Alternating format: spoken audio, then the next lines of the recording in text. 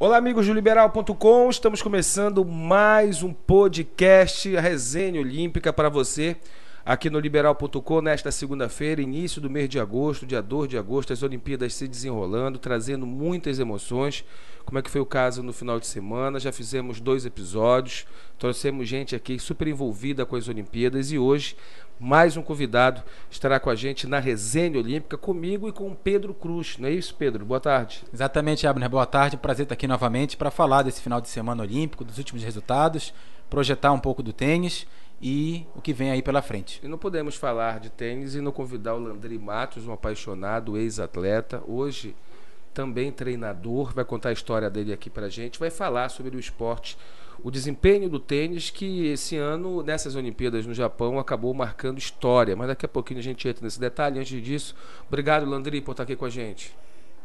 Boa tarde, fico muito grato com o convite de vocês, tá dando essa oportunidade aí para o tênis, que é um esporte que está muito em evidência agora. Eu acho que é muito bom todos nós falarmos sobre esse esporte que é tão bonito, tão gratificante, ser professor de tênis. E aqui, Landry, a gente avalia o esporte nas Olimpíadas, no Brasil e qual é a realidade paraense, né? Então já a gente vai abordar esses assuntos. O Pedro, conta pra gente, Pedro, como é que você viu o final de semana, onde nós estamos hoje, os brasileiros, nas Olimpíadas. Eu acompanhei bastante coisa, dentre elas o que me chamou mais a atenção no final de semana, somar mais uma medalha, né? A gente não sabe qual, no boxe, né? Tem um tal de Abner lá, meu xará, que manda bem pra caramba. Vi as meninas no voleibol feminino vencendo da fraca equipe do Quênia, mas que tem uma história fantástica também, né? Dentre outros resultados super positivos, infelizmente não conseguimos mais uma medalha na ginástica, né? A gente pode comemorar a medalha do Bruno Fratos na natação, conseguiu nos 50 metros, né? Já uma medalha, um bronze impressionante, numa modalidade que a gente tinha o Cielo como referência. O recorde do Cielo, o recorde olímpico, inclusive, foi batido, não pelo Bruno Fratos, mas pelo vencedor da prova, o americano. E a gente também teve o ouro da Rebeca Andrade na ginástica também, aí completando mais, superando o próprio desempenho dela no individual. Ela conseguiu agora no solo, na trave, né? Na trave, isso. Não, no salto, não é isso? Foi no salto. Foi no salto. A medalha de ouro dela foi no salto, sendo que a gente esperava uma outra medalha nesse início de manhã de segunda-feira, mas ela acabou terminando no quinto lugar, que aí já foi a do solo, onde a gente esperava que com a música da favela lá a coisa fosse andar e acabou não andando, né? Foi, mas ainda assim, né, já foi um desempenho, o melhor desempenho de uma brasileira, né, na ginástica, ela que já entrou para a história, então ficou, acho que de mais marcante do final de semana, essas duas medalhas, a do Bruno Fratos e a da Rebeca Andrade. O Bruno Fratos, que é uma figuraça, né, as entrevistas dele, marcou aquela última no Brasil, né, quando a repórter da Globo perguntou para ele se ele estava feliz com a participação dele, ele tinha ficado fora da final. Ele disse: você acha que eu tô feliz? Depois ele voltou e pediu desculpa, né, pela forma que ele respondeu, ainda lá naquela época, e aí acabou virando meme, né? A coisa acabou sendo lembrada depois da medalha dele, foi bem bacana. E ela não repercutiu só pela história. Ele disse que a medalha em si, ela é um pedaço de metal, aquela coisa toda, e que não representava muita coisa. Representava o que ele fez para chegar lá e para conseguir. E virou um meme, o beijo dele na mulher, que é a treinadora dele. E aí ficaram sacaneando o Medina, que ele conseguiu levar a mulher e o Medina não. E aí a menina do skate já foi curtir a história e já entrou no... Rapaz, a Olimpíada não está acontecendo somente nas arenas, nas quadras, nas piscinas e tudo mais. Também está acontecendo na internet, não pode ser diferente disso. Um atleta do voleibol masculino disse que vai dar um tempo, que agora que entrou nas quartas de final, ele vai só botar placar, data de jogo e tudo mais.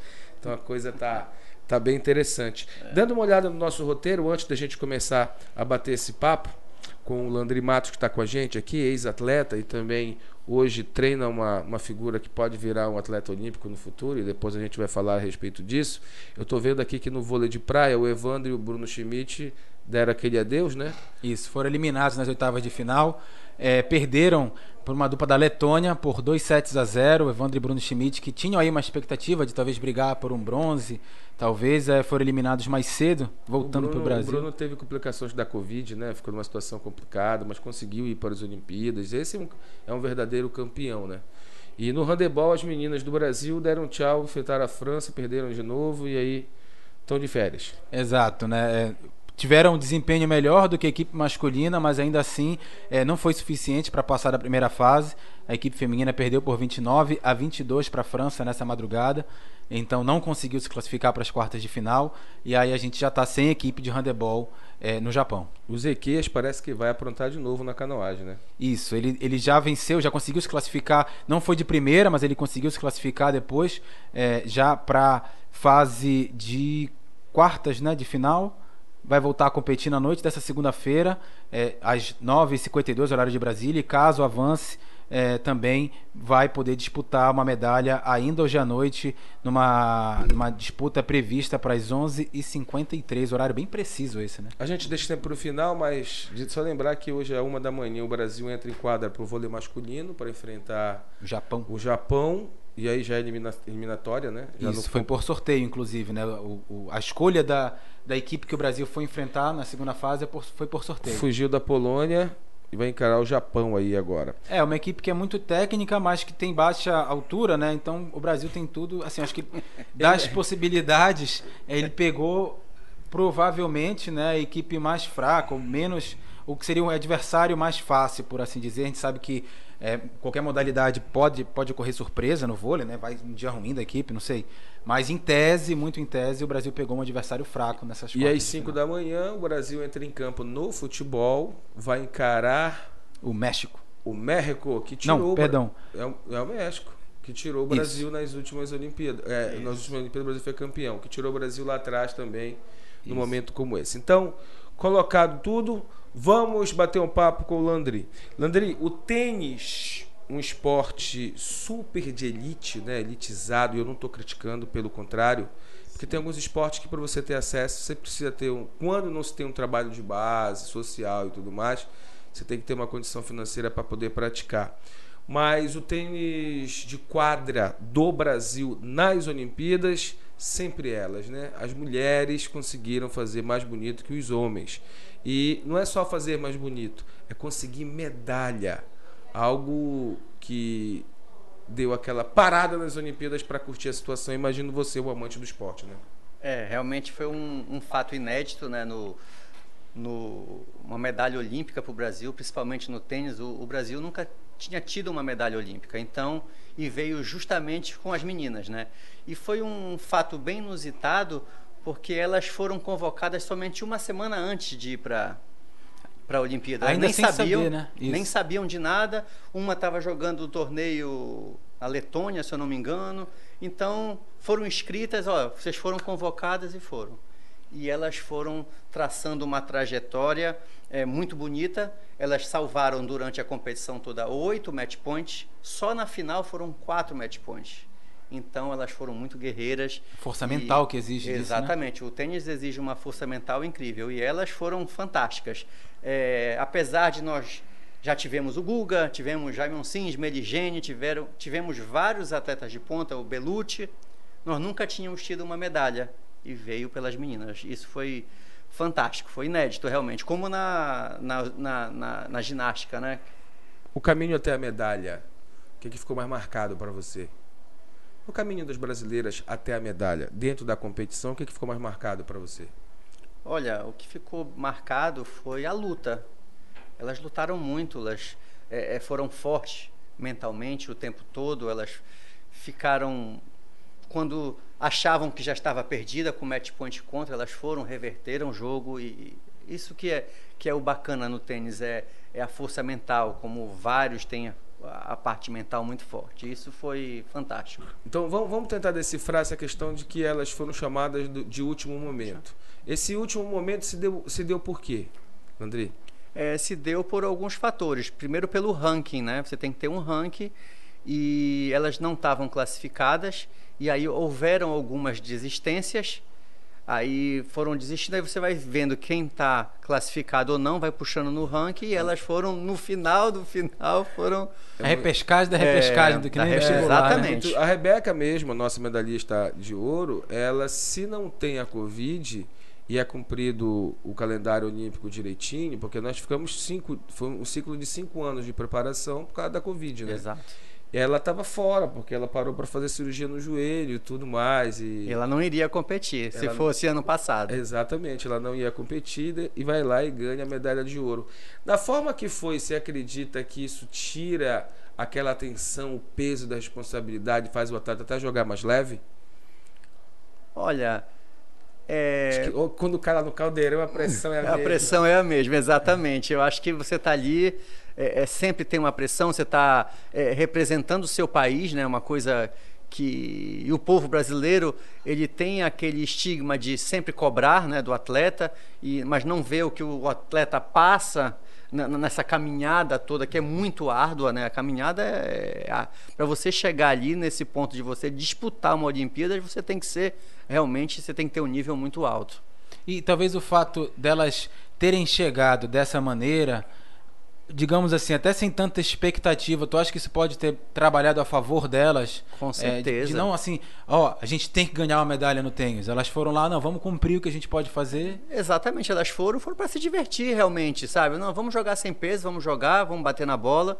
E eu acho que foi por aí. Se elas tivessem um peso maior, se tivessem um ranking melhor, tipo como fosse número 1, número 2, entre as 10 do mundo ali, talvez elas tivessem um peso muito maior e não passassem. Isso me faz até já engatar uma outra pergunta, até falando, por exemplo, do Bellucci, que é o brasileiro, eu não sei se hoje ele é o melhor ranqueado, mas já foi o melhor ranqueado, né? Ele foi depois do Guga, ele foi o melhor ranqueado na simples. Ele chegou a 22, se eu não me engano, do mundo. Mas ele tem a sensação que passa é que ele tem uma dispersão, talvez, ao longo do jogo, uma questão mental dele que às vezes não... Parece que quando vai, não vai, né? E aí, não sei se também, no caso dele, por exemplo, acaba trabalhando contra, né? Uma pressão, ele chega com uma expectativa de já ter sido o melhor brasileiro ranqueado, e essa pressão acaba trabalhando contra ele, né? Muitas vezes essa pressão psicológica atrapalha realmente o tenista, porque o tênis é um esporte que você joga semana após semana. Essa semana você está bem, semana que vem você já não está tão bem. E tem muita gente atrás de você querendo te ganhar. Então, é um esporte muito árduo, sabe? E isso fez com que ele não tivesse essa força mental que pudesse suportar por muito, muito tempo. Quando nós falávamos da situação das meninas que ganharam a medalha de bronze, nós estávamos falando de Luísa Stefani e Laura Pigossi, não é isso? Isso. É a nossa dupla brasileira que conseguiu essa medalha de bronze. Quando elas não estão em dupla e estão ali jogando no individual, qual que é a posição delas no ranking hoje e o que elas fazem mundo afora? Olha, eu não tenho muito essa informação para te dar, mas eu acho que a Luísa Stefani, ela joga mais, ela está mais tendenciando para as duplas. Então ela tem um ranking muito bom nas duplas, ela resolveu jogar mais a dupla. Existe atleta que só joga dupla? Existe. Pô, que existe. interessante. Por exemplo, o Marcelo Melo, que é o nosso brasileiro Bruno Soares, eles só jogam dupla, não jogam mais simples.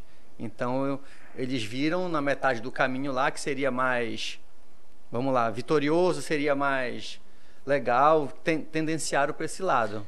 Bem, o tênis, nós vamos falar dos meninos também que disputaram as Olimpíadas. Eu só estou trazendo aqui, Abner, já que tu trouxe essa pergunta e informação. A Luísa, a Luísa Pigossi, ela é o ranking 190. Isso. Não, a dupla, né? As duas melhores eram Luísa e Laura Pigossi, que são do ranking 190 pela ATP. A dupla está em 190. Isso. E agora está em terceiro das Olimpíadas. Exato. Com a medalha de bronze. É esporte, meu amigo. Mas vamos falar então, vamos lá para os meninos, mas eu queria falar do Djokovic. Que eu achei uma postura dele não legal nessas Olimpíadas, que foi a desistência de disputar e dar oportunidade para o parceiro disputar uma medalha e jogar ao lado dele. Quem não quer jogar ao lado do Messi, quem não quer jogar ao lado do Cristiano Ronaldo. O que aconteceu com o Djokovic aí, então? Na verdade, o Djokovic, ele desistiu no bronze olímpico, foi nas duplas mistas. Ele estava jogando com a compatriota dele. Como ele tinha perdido no dia anterior na simples, que o Djokovic estava com uma expectativa muito grande de ser o campeão.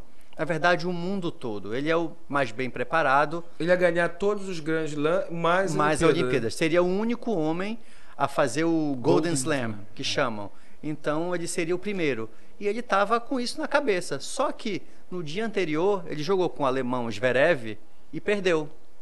Então ele ficou assim, louco de raiva, acho que não suportou a pressão, ficou chateado e não quis jogar. Eu não gostei dessa postura, até mesmo porque para ele pode não ser uma coisa muito importante, mas para a parceira dele era algo muito importante. É uma Olimpíada, né? Eu acho que uma Olimpíada ninguém quer deixar de ganhar, e principalmente um bronze olímpico. Então, acabou sendo uma ação individualista, né? Muito individualista, e eu acho que o mundo tenístico está caindo de pau nele. O Djokovic, que não está nem aí para mim, mas eu vou dar uma nota 0 no Djokovic para isso e vou dar nota 10 para o Medina, porque o Medina fez uma prova, fez uma bateria onde quando ele perdeu a chance do ouro e ia disputar bronze, ele podia muito bem estar irritado, porque o juiz, para todo mundo do surf, erraram, deram uma nota errada. Ele podia sair de lá e dizer: olha, eu não vou disputar bronze, dá para os caras aí, vou embora para casa, estou com raiva. Mas não, foi lá, disputou, mesmo já sem cabeça para tal, mas foi lá, cumpriu o seu papel. Muitas das vezes a gente tem os jogadores profissionais e tem os jogadores que são atletas na acepção da palavra, né? Tem aquele cara que é atleta, sim, é profissional, visa o título, aquela coisa grana e tudo. Tem aquele cara que é do esporte mesmo e sabe ganhar e sabe perder, né? Exatamente. Eu acho que o Medina teve uma postura incrível, que eu acho que o esporte ensina muito pra gente. Então acho que 95% das pessoas teria essa postura de ir lá disputar e querer ganhar o bronze, e não a postura que o Djokovic teve. Eu acho que o esporte ensina a gente a aprender a perder, a saber ganhar também. Então acho que a postura dele, como você falou, foi 0. E outra coisa, fica mais feio ainda quando você vê um atleta ganhar uma medalha de bronze e chorar copiosamente, comemorar de uma forma assim, como se fosse um ouro, né? Como se fosse até mais, exatamente. se é que há alguma coisa mais do que o ouro.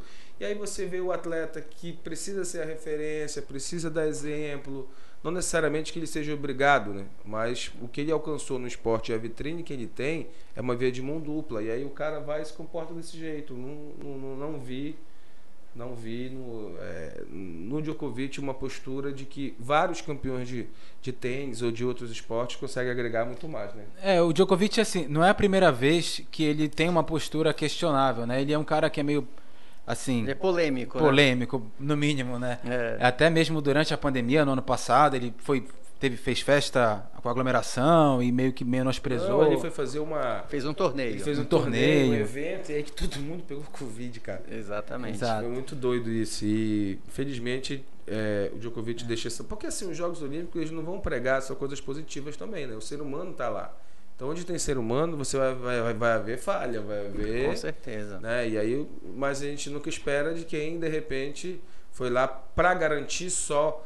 Porque assim, se a gente for dividir os esportes, principalmente os novos esportes, eles chegam lá para a disputa, não sei se vocês concordam comigo, eles chegam para a disputa da Olimpíada praticamente carimbado quem vai ganhar, né? Pô, esse cara aqui do surf, os brasileiros são os melhores e tal, então não tem como dar errado.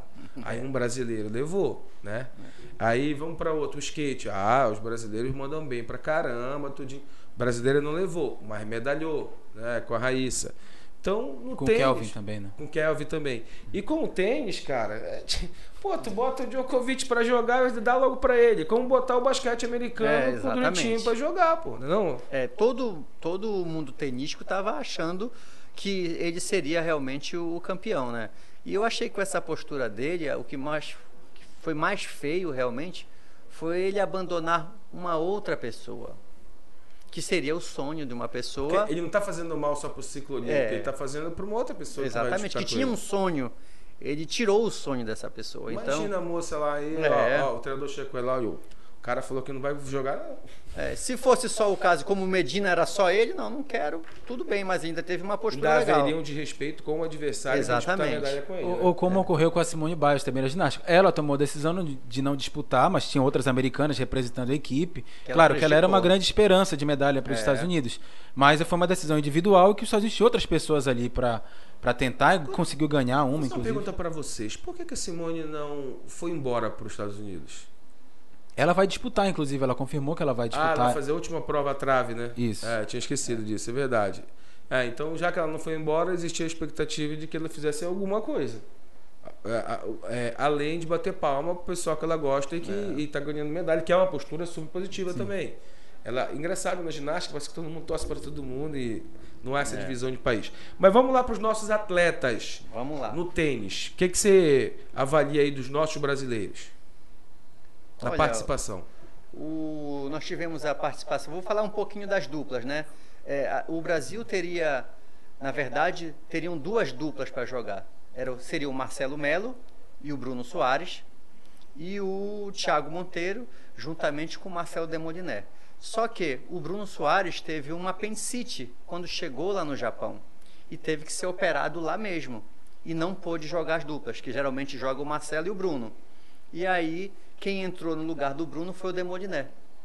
E o que aconteceu? O Thiago Monteiro ficou sem dupla.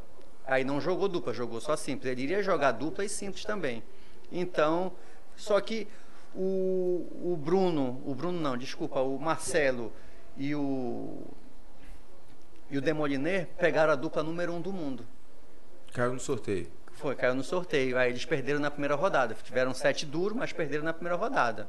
Porque os dois não estão entrosados também, então seria muito difícil jogar com essa dupla número 1, que é uma dupla que já joga o circuito o tempo todo. Então seria realmente difícil. Aí na simples, nós tivemos o Thiago Monteiro, que jogou com o Struff, que é um alemão muito bom, muito sólido, perdeu 6-3, 6-2, se eu não me engano.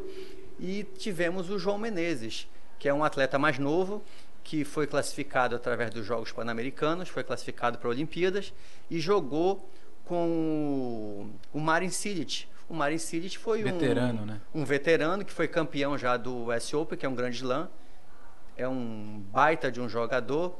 E o João Menezes perdeu pro Marin Cilic na primeira rodada, mas na negra, no terceiro set. Vendeu caro. Vendeu caríssimo. Foi um jogo magnífico. E quando o Marin Cilic ganhou, realmente ele comemorou de uma forma como se tivesse ganhado um grande slam. No tênis é só uma partida?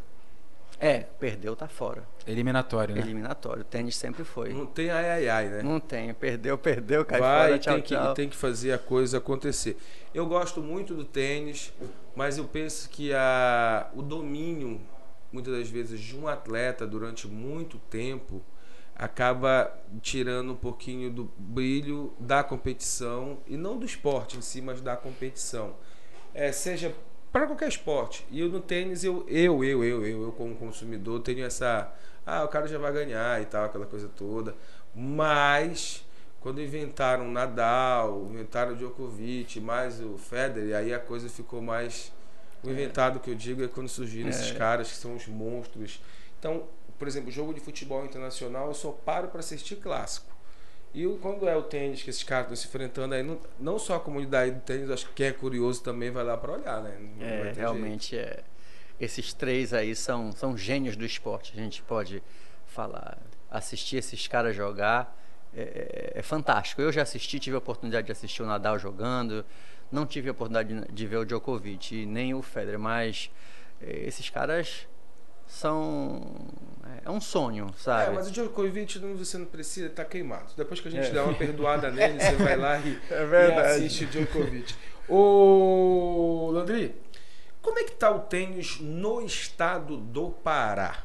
Conta pra gente qual é o cenário atual, como é que é a Federação Paraense de Tênis. Agora, de tênis eu não ouço falar, eu ouço falar de beach tênis. Parece que a febre do momento é o tal do beach tênis, né? Realmente o beach tênis é uma febre, porque O beach tênis seria para o tênis o que o futevôlei é para o futebol? É mais ou menos isso. Só que o que acontece com o beach tênis? Eu digo que é um esporte mais democrático. É um esporte que todo mundo consegue jogar. Se você for na primeira aula, você consegue jogar beach tênis. É um esporte gostoso, você só funciona como voleio, smash, então você não precisa de tanta técnica como exige o tênis. O tênis você tem que conhecer efeitos, você tem que saber correr, você tem que saber... Passada, né? Exatamente, tem que saber sacar, tudo com muita técnica, com muita polidez, senão você não consegue jogar. Sem técnica você não consegue jogar no tênis. No beach você consegue. Então, por isso que essa febre. Pessoas que não conseguiam jogar tênis estão jogando muito bem beach tênis. Já vai aparecer gente que vai desenvolver técnicas e técnicas e técnicas e vai evoluir mais a coisa, né? E está evoluindo.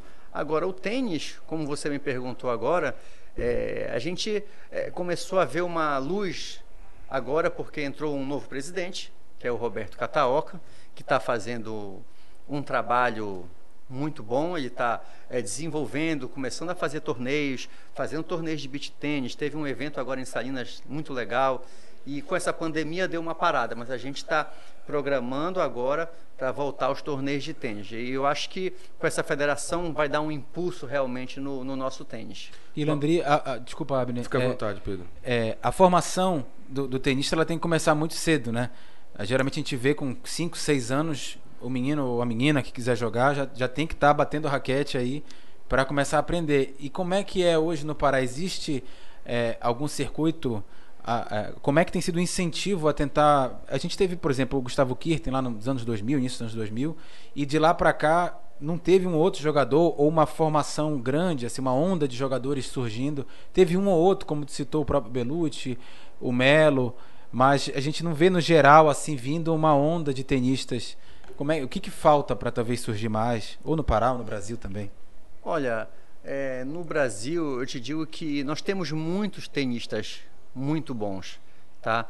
Só que a gente, demograficamente, a gente não é abençoado. Tudo gira em torno da Europa. Então os melhores tenistas estão na Europa, porque você está na Bélgica, se anda de trem 2 horas, você vai jogar na França. Se anda de trem, você está na Alemanha. Então você está perto de tudo. Então você tem, em cada país desse, você tem 10 torneios por final de semana. Então você escolhe onde você vai jogar. Aqui nós moramos num país continental que tudo é longe e tudo é muito caro. Então, enquanto uma pessoa aqui, te digo no Brasil, joga, exemplo, 1 torneio, 2 torneios por mês, lá o cara joga 3 torneios por final de semana. Imagina aqui em Belém, que nós estamos longe de onde tudo acontece. Então fica mais difícil ainda, a gente está longe de tudo, né? No cenário nacional, quem no Pará, do Pará, tem se destacado, tem se apresentado, ou pode ser uma promessa?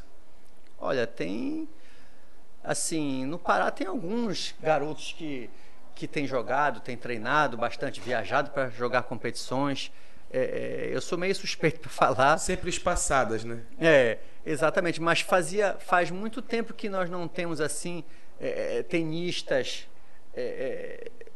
que foram muito bons no cenário nacional. Nós temos um garoto que treinava aqui em Belém, que era o Joaquim. E o Joaquim está morando no Rio, já mora no Rio há uns 5, 6 anos. Hoje se tornou profissional para jogar, inclusive está indo para uma universidade nos Estados Unidos jogar, que jogava em altíssimo nível, mas tem alguns garotos que estão jogando aí, juvenis. Tem o Nicolas Matos, entendeu? Que é um garoto que tem treinado bastante. Tem o Nunes, que é o Arthur Nunes, que é um menino que joga também, treina. Tem a Carol, que tem treinado bastante, inclusive deve estar em São Paulo agora jogando. Anne Caroline, né? Anne Caroline. Esses atletas paraenses, eles se inscrevem nos torneios nacional, que ranqueiam também. Exatamente, que ranqueiam também. Aí você... E no tênis não tem time, né? O tênis é tu e tu mesmo, exatamente, é tua família, corre atrás no patrocínio, né? A gente tem que se virar nos 30 para poder, porque uma viagem dessa é muito cara. Então, para você, tem hotel... Quem é a equipe? A equipe é o atleta, o pai do atleta ou a mãe do atleta? Eu, no caso, eu sou o pai e treinador do meu filho, né? Então, eu que viajo com ele nas competições. Agora, não fui nessa competição, inclusive ele estava no Paraguai jogando, inclusive com um amigo meu que ele ficou... em Natal, treinando, e depois foi para o Paraguai jogar. Ele ficou praticamente 2 meses, 50 dias em competição e treinamentos.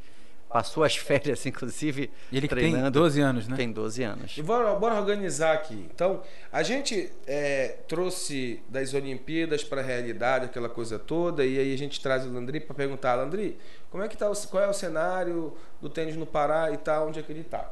Aí o Landry responde, pergunta quem que se destaca. Então, para contar o que sente na pele, nada melhor que o Landry, que tem um atleta em casa, que treina o seu filho de 12 anos de idade, que já está em competição, representando o Pará, já que ele é paraense.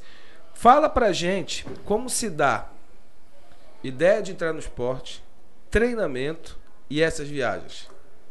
Olha, a ideia dele entrar no esporte... O nome, vamos pro nome do atleta, que é o principal. É o Nicolas Matos. Nicolas. Ah, então aquele que você se referia há pouco. Tem um atleta que é o Nicolas Matos, nasceu lá na sua casa. Nasceu lá. Então... Mas ele até falou, olha, eu sou um pouco suspeito pra falar, ele fez a ressalva. A suspeição tava aqui dizendo, mas suspeito porque ele não quer elogiar mais um paraense do que outro, de repente ele tá no mercado. Não, é porque ele tem um em casa, gente. Então vamos lá. Mas é bom que pode falar como a visão de um pai e de um treinador, né? De como é que é a rotina. É um pouco difícil a gente separar isso, né?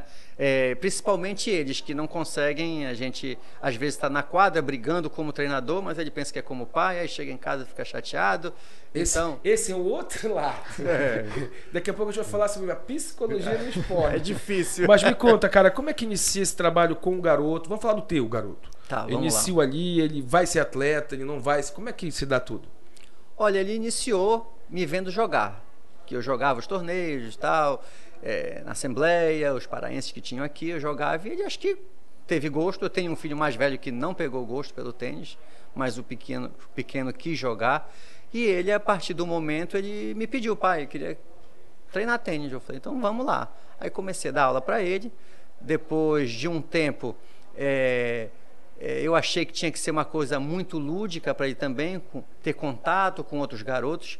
Aí coloquei ele para treinar comigo e com um outro professor, que é um cara fantástico, que é o Kiko, que é o Francisco Caetano, que tem a escola dele, e o Nicolas treinava com o Kiko e comigo, alguns dias para não ficar muito monótono. E ele começou a gostar, começou com 9 anos, se eu não me engano, 8, 9 anos, ele começou a viajar para competir. Já competia aqui em Belém, começou a viajar com 9 anos. Caramba, 9 anos de idade, mano. E desde esse tempo ele não parou. 2019, antes da pandemia, ele chegou a fazer 17 ou 19 torneios num ano só para fora, fora os daqui. Então é uma vida muito intensa, ele viaja o tempo todo. Esse mês de junho ele teve 4 competições. E você tem que acompanhar nessas viagens todas? Olha, eu acompanhava ele em todas. Como eu era pai, o Nicolas, vale ressaltar, ele tem o apoio aqui da CEL, da Secretaria de Esporte. O governo, graças a Deus, está ajudando bastante o esporte, está vendo com outros olhos, sabe? E então eu era obrigado a viajar com ele nessas viagens. Então a gente fez os circuitos aí o tempo todo, não pode parar. E a realidade é de um foco intenso, né? 100% do dia focado em treino, ele tem 12 anos né? hoje, Ele né? tem 12 anos. Ele mede quanto? Ele tem 1,60. 1,60. E a preparação, essas disputas de torneio, é para que vire um atleta profissional?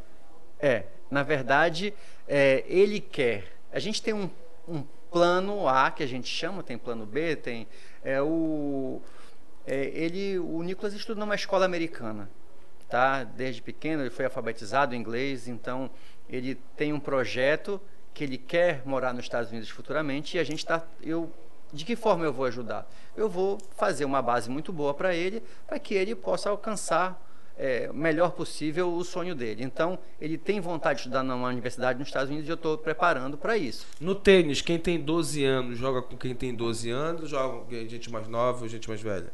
Olha, na verdade, o Nicolas tem 12, mas vai fazer 13 agora. Então, ele com 12 anos ele já joga categoria 14 anos. Então, okay. Ele sai muito prejudicado porque ele faz aniversário para lá, para o final do ano. Então, o que acontece? Nessa categoria que ele está, que é o 14 anos, ele sofre muito. Por que ele sofre? E na dele?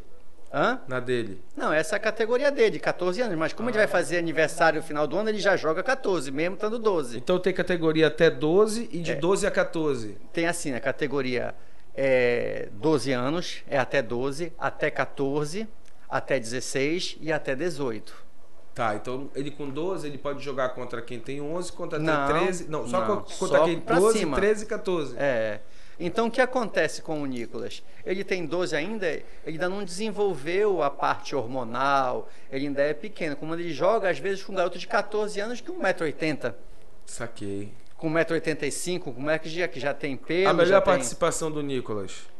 Olha, o Nicolas já teve alguns prêmios que ele jogou. Ele jogou um torneio em Recife, ano passado, de dupla, foi campeão. Ele jogou no Rio de Janeiro, foi campeão de duplas também. Show. Ele é especialista em dupla ou não? Ele está se tornando. Ele está jogando. Eu acho que dupla ele joga mais solto, com menos responsabilidade, porque divide com um parceiro, né? Então, acho que talvez seja isso que ele... E quando não viaja, quem toma conta dele? É outro treinador? Essa viagem que ele fez agora, ele foi um outro treinador, que é um amigo meu, João Felipe, queria até agradecê-lo aqui, que o tratou como um filho lá, e ele ficou 50 dias com ele lá. Eu fiquei com uma curiosidade. Tem uma pergunta para fazer, Pedro, para não ficar só eu aqui perguntando? Não, isso eu já estava querendo me meter aqui, porque o que eu fico percebendo é que para a realidade do tênis, para chegar, por exemplo, no nível olímpico, nem vou dizer no nível de Federer, de Djokovic, que são caras surreais aí, que estão acima, né, bem acima da média, mas mesmo para um ciclo olímpico, desde cedo é a necessidade, como eu falei ainda agora, de um foco diário 100%, né, de uma vida destinada a uma vida ao redor do tênis, de pensar alimentação, treinamento, como tu falou, ele tem 12 anos, já tem uma vida focada só no tênis, tem um projeto de vida para o tênis, e tu me falou que ele começou com 4 anos, 3 anos? Com 3 para 4 anos jogar. Eu fico pensando na minha filha de 12 anos, ela dizendo, olha pai, eu vou viajar o Brasil inteiro, aí alguns países sul-americanos, ele quer ir para os Estados Unidos, e se eu não puder ir, eu vou ter que ir com... Não, ele é muito novo, né, para ter esse tipo de experiência. Foi só e lá você acaba que você vai para os lugares, você lava sua roupa, alguns lugares você faz sua comida. Então ele tem esse senso de responsabilidade. Ele vai endurecendo, ele vai amadurecendo muito rápido. O tenista amadurece muito rápido. Então ele precisa passar por essas experiências para poder realmente ficar mais forte mentalmente, para lá na frente ele ver que aquilo lá atrás foi importante. Então, os amigos dele dessa idade estavam todos em Salinas, estavam todos exatamente. Jogando videogame. E o moleque tá lá. E o que o Landry tá falando é muito real mesmo, sabe? Essa independência da criança, do adolescente, a formação dentro do esporte, não tem como dar errado, cara. Não tem como dar errado. Ele tem realmente uma vida de atleta. Ele acorda muito cedo, ele vai para a aula, sai da aula, vai direto para o treino, aí faz preparação física todos os dias, ele faz musculação, ele se alimenta bem, ele não toma refrigerante. Então ele tem uma série de cuidados para que ele não tenha lesão. Ou seja, tudo que você faz errado, Pedro, ele não faz, entendeu? O Nicolas faz uma outra história. O que eu fiquei com curiosidade, que eu queria te perguntar, Landry, a respeito desse apoio da CEL. Porque a CEL, ela tem essa bolsa atleta, né? Que ela seleciona das federações, os atletas de referência. Sim. Qual que é a ajuda realmente? Eu não vou chamar de ajuda, porque apoio, né? Fica aparecendo assim, o que eu posso te ajudar? Não estou precisando de ajuda, estou precisando de uma orientação, estou precisando de uma parceria. Agora ajuda fica parecendo assim que você está morto, né? Parece uma alguém vai te salvar. Mas como é que se dá essa parceria? O que é fornecido? Na realidade... Vê se eu arranjo um atleta lá em casa e boto nessa bolsa aí. Vamos lá. O apoio que eles dão é para as viagens que o Nicolas faz. Algumas viagens que o Nicolas faz. A gente vai e faz um projeto para a CEL, destinado ao secretário, mostrando todos os títulos do Nicolas, onde é que vai ser o torneio, vai ser em tal lugar, tem que pedir com uma antecedência e ver a viabilidade de ter o apoio. Eles pagam a parte de alimentação, a parte de hotel, a parte de passagens. Então eles realmente fazem a diferença. Faz um calendário, né? Ó, esse ano a gente vai disputar isso daqui. Gostaria de pedir a aprovação de vocês e o apoio. Você faz por viagem, você não pode fazer o calendário. Você tem que toda vez... E o que está acontecendo com essa pandemia? Eles jogam um calendário tipo um mês antes. Aí você tem que fazer rápido o projeto, mandar para eles e para que seja aprovado, porque tem todo um trâmite, né? Mas eu te digo com toda certeza, se não fosse a CEL e outros patrocinadores que o Nicolas tem, pessoas que o apoiam, tá entendendo? O Nicolas realmente não conseguiria jogar esses torneios para fora do Brasil. E bolsa, não? bolsa não tem. A gente está tentando a bolsa para a universidade, né? A bolsa A bolsa Estado, atleta, a bolsa financeira. atleta? Não, a bolsa atleta não, parece ter uma idade mínima, se eu não me engano, tem que ser... Ele só tem 12, né? Ele tem 12, mas a idade, se eu não me engano, é 12, a idade mínima são 12 anos. Só que as pessoas que eles estão fazendo hoje, nesse ano letivo, são pessoas de 2 anos atrás, que deu uma parada aí, se eu não me engano, então eles estão revendo as dos anos anteriores. Eu acho que só ano que vem que a gente vai tentar pedir. Eu acho que ele seria um dos indicados aí para poder... O podcast, a Resenha Olímpica do Grupo Liberal, ele tem trazido pessoas aqui que vivem o cotidiano do esporte nesse momento olímpico, e às vezes é até constrangedor para a gente, como jornalista, viver esse período olímpico, falar sobre o esporte citado, no caso aqui o tênis, já falamos do boxe, já falamos da ginástica e já falamos vôlei. Do vôlei também. Falamos do vôlei também. Mas assim, aí acaba o ciclo olímpico, as Olimpíadas, e a gente volta a falar do futebol nosso de cada dia. Então o futebol tem mais páginas, o futebol tem mais minutos e por aí vai. E a gente, ao conversar com você, Landry, e com outros técnicos, outras pessoas que fazem os outros esportes olímpicos, é a forma mais correta da gente se aproximar mais dos esportes, entendeu? E outra, fazer essa parceria na entrevista nos compromete até, né, de ter esse vínculo para divulgação de coisas legais que vocês mesmos usam para patrocínio, né? Exatamente. Eu acho que a imprensa tem um trabalho fundamental para que os esportes sejam divulgados. Eu acho que vocês dando essa oportunidade para o tênis, para o boxe, para a ginástica, para natação, que não seja também o futebol, acho que vocês estão fazendo um bem enorme para o esporte, sabe? Ser divulgado, para que quando tiver um torneio, ser divulgado, isso aqui, isso ali, até os próprios patrocinadores chegarão mais perto, porque veem que tem o apoio da mídia. E ninguém hoje faz nada assim, para não ganhar nada. Eles querem ter visibilidade, eles querem ser associados a certas marcas. E eu acho que se vocês estão fazendo esse trabalho de começar, eu acho que vocês estão realmente de parabéns, porque eu acho que só quem agradece é o esporte. Vocês vão fazer um bem enorme para a comunidade do tênis e dos outros esportes. Quer ver o exemplo? Eu sou colunista do Liberal aos domingos e às segundas, e eu falo 200% de futebol e acabou. No último domingo, se você for lá buscar a coluna, tem uma charge do Ulisses Pereira, e eu tô dando espaço para o boxe, dando uma visão do Ulisses das Olimpíadas, por ele ter passado aqui nessa resenha. Se for parar para pensar, eu ia falar jamais, não é bem jamais, até conhecer o Ulisses bastante, mas eu não me via ligando pro Ulisses numa sexta-feira antes de fechar a coluna e dizer, pô, Ulisses, me dá tua opinião sobre as Olimpíadas que eu quero botar na minha coluna. Mas pro presidente do Remo, pro presidente do Paysandu, pros jogadores, o cara liga todo dia, toda hora, quer saber e tal.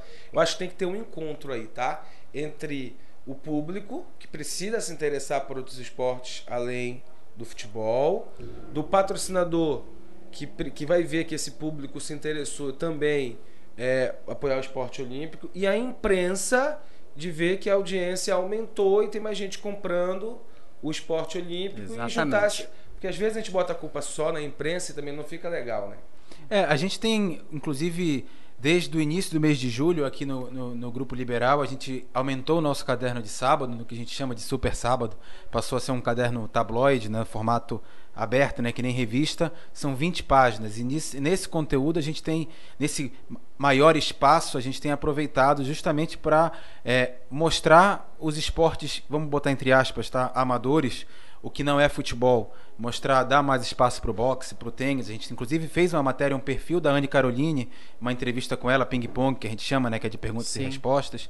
A gente tem feito até também dentro dos esportes de luta, né, MMA, feito entrevistas. Então a gente está aproveitando esse maior espaço que a gente tem físico, né, dentro do caderno de esportes de sábado, para aumentar a visibilidade dessas modalidades que tem seu público, né, e tentar quebrar um pouco essa roda, né, que fica só meio que o que veio primeiro, se foi o ovo ou a galinha, né? Se todo mundo só lê de futebol porque só tem futebol, ou se a gente só fala de futebol porque o público só quer futebol. Então, na verdade, não tem muito bem onde começou aí, a gente tem que dar espaço para tudo, né? As pessoas que fazem esporte, elas querem se ver também, né? Landry, é o seguinte, pra gente finalizar, quem tá assistindo o nosso podcast hoje, gosta do tênis e disse, olha, eu quero iniciar no esporte. Eu procuro o Landry, eu procuro uma escola de tênis, onde tem uma escola de tênis. Eu sei que a Assembleia tem, o Tênis Clube deve ter, né? O Grêmio Literário também tem, mas quem não é associado de clube, busca o tênis aonde, cara? Olha, eu dou aula em condomínios que tenham quadra de tênis, na Água Cristal, no Cristal Vídeo, alguns condomínios aqui. Agora tem academias que são especializadas em dar aula também, que, como eu te falei, onde meu filho treinou, lá o Kiko, que é na Academia 7 Point, que fica onde é o T1. Tá? Sim. Natureza, zona lá e tal. Lá é legal. O pobre, então, tá ferrado, ele não vai treinar tênis. Não é bem assim. Eu vou desmistificar isso aí. O que acontece? Hoje temos alguns projetos sociais que estão fazendo isso e estão tirando esse estigma, entendeu? Tem um projeto chamado Fonte de Luz, que é um projeto muito bacana, que é um projeto que tem muitas crianças carentes, tem vários padrinhos que apoia, cada um apoia a sua criança e você pode ajudar lá, e eles vão inclusive lá no T1 alguns dias da semana, eles pegam um ônibus, vão para lá e todos têm a oportunidade de jogar. E inclusive agora tivemos o privilégio de ter 2 quadras públicas no Portal da Amazônia que foram feitas agora, está sendo só finalizando para serem liberadas, mas vão poder, as pessoas que quiserem jogar no portal vão poder jogar, vão ter que contactar, se eu não me engano, a Federação Paraense para ver horários, essas coisas. Mas nós estamos, graças a Deus, crescendo. Então, Fonte de Luz é um projeto muito bacana que as pessoas que não têm a possibilidade podem ir lá, se inscrever e ver como é que funciona isso. Tá vendo? Nossa entrevista valeu a pena até para destacar o Fonte de Luz. Exatamente, é um belo projeto. E eu sugiro ao nosso editor-chefe aqui do portal que ele faça a matéria do Fonte de Luz. Exatamente. Para mostrar como é que funciona, né? Isso. Exato, Inclusive esse projeto Fonte de Luz, que é do Odenilson, é um cara é uma história linda, inclusive já passou no Esporte Espetacular, uma matéria com ele, muito bacana, sabe? Quando ele começou esse projeto com poucas pessoas, eu fiz questão de ser um dos primeiros a ir lá com ele. Eu peguei o Nicolas, o meu filho, ele era menorzinho, falei, meu filho, vamos lá no projeto social para você conhecer. Quis levá-lo para ter uma outra realidade, ver crianças carentes que não têm oportunidade, para mostrar para ele. Minha filha fez isso, minha mulher fez isso com a minha filha, cara. Ele... Em outro contexto, né? Ele foi lá, deu aula para as crianças, tipo, o idolatrando, ver um tenista ali e tudo mais, e ele brincando com as crianças. Você não sabe o bem que a gente faz quando a gente vê o sorriso dessas crianças. Então, eu mostrei para o meu filho uma outra realidade, e hoje esse projeto cresceu, e está enorme, está ficando, mas sempre precisa de ajuda, precisa de parceiros que possam ajudar o projeto. Tem no Instagram? Tem o Instagram dele, do projeto Fonte de Luz. Vou procurar no Instagram. Procura que tu vais ver um negócio bem bacana, e eu acho que tem tudo para cada vez mais crescer. Quanto mais a gente ajuda, mais as coisas voltam para a gente. Landry Matos foi o nosso convidado hoje no podcast. Atleta de tênis. Era bom, Landry. No futebol a gente diz, como é que a gente fala? No futebol, já que a gente tava falando que futebol... Sabe enganar, né? Dava um chute. Tu era bom, Landry? Rapaz, eu enganava, né? Na verdade, eu joguei por um tempo. Não, perna de pau, né? No futebol é perna de pau, né? No tênis é como? Mão mole? Arara. Arara? Quando o cara é ruim, ele é um arara. Tá vendo? Cada esporte... Não, eu tô dizendo isso sem constrangimento, porque o Filipão foi campeão do mundo, era um péssimo zagueiro, pô. Como treinador, foi campeão do mundo, pô. Foi pentacampeão, né? O Luxemburgo não dava um chute na bola, pô. Zé Mourinho também, que já foi considerado um dos melhores do mundo, era o Pedro muito era ruimzão, ficou bom depois. Como ele dava minhas raquetadas por aí. Foi campeão paraense. Já fui. Nacional, chegou a... Eu competi nacionalmente, mas não tive assim, expressão assim como o meu filho teve, sabe? Tá tendo, porque eu comecei já um pouco tarde, mas eu não tive tantas, mas eu treinei com pessoas que tiveram um nível altíssimo. Eu aprendi muito tênis. Eu treinei com o Kirmaí, fui treinar no Rio de Janeiro, eu fui morar no Rio de Janeiro para jogar tênis, então eu aprendi com muita gente boa. Treinei ao redor com vários profissionais, treinei com o Daniel Melo, que o Daniel Melo hoje é o técnico do Marcelo. O Daniel Melo jogou Copa Davis, o Daniel Melo foi o cara que jogou muito tênis. Eu treinei com caras, treinei com o Rodrigo Ribeiro, treinei com uma turma muito boa. A Vanessa Menga, que disputou Olimpíadas também, então treinei com muita gente boa, isso faz a gente crescer. O Nicolas com certeza vai estar assistindo nossa entrevista. Nicolas, todo título que você ganhar, em duplas e tal, você diz, chupa pai, você não ganhou, você não é. Isso ele já pode falar, né? Porque eu não tive essa expressão toda. E o teu pai vai estar super orgulhoso de ti, com certeza. Parabéns, moleque, vamos ver se a gente se conhece no futuro aí, não seja aquele mais um que a gente, né, pinta aí, diz, caramba. Tá aqui. Pode chamar que ele vem aí. Nós estamos contando que o Nicolas existe e que daqui a pouquinho vai dar uma raquetada lá para os Estados Unidos. Pedro, bate. Tudo certo? Tranquilo, estamos já em 50 minutos aqui de gravação. Próximo resenha foi boa. Acho que foi a maior até hoje, né? O outro, acho que deu 48 minutos o último. Acho que dos esportes que vieram aqui é o que eu mais não entendo, o que menos vejo foi o que mais durou. Olha só. O papo foi bom, né? O papo foi legal. Espero que a galera que está em casa curtindo também goste. Olha, quarta-feira tem mais, né? Quando é que acaba as Olimpíadas, hein, Pedro? Domingo. Próximo domingo, dia 8. Então nós temos mais 2 podcasts a entregar. Isso, até sexta-feira e talvez na segunda a gente faça um resumão aí de tudo que rolou. Pensa num cara que gosta de trabalhar, viu, gente? Pelo amor de Deus. Então, ó, encontro marcado quarta e sexta-feira. Vai querer dar spoiler do próximo convidado ou não? Na quarta-feira a gente ainda não fechou, mas na sexta vai ser handebol. Handebol. Então, sexta-feira, handebol. E na quarta... A definir. A definir. Famoso a definir. Gente, um abraço para todos, Landry, mais uma vez. Muito obrigado. Eu que agradeço. Tem o professor Landry no Instagram? Tem, Landry Matos Coach. Que isso, hein? Não, é Landry Matos Tênis, eu tenho que ver certinho. Procura lá, Landry Matos Tênis ou Coach, o homem vai estar lá aparecendo. Procura o Nicolas também, Nicolas Landry. Nicolas com CH, P Matos. P Matos, então... Tô curioso pra E tem o Landry Júnior, que é meu pessoal, mas pode ir no do tênis também, que é melhor. Então pronto. Bora dar raquetada, gente. Até quarta-feira. Tchau. Seus araras.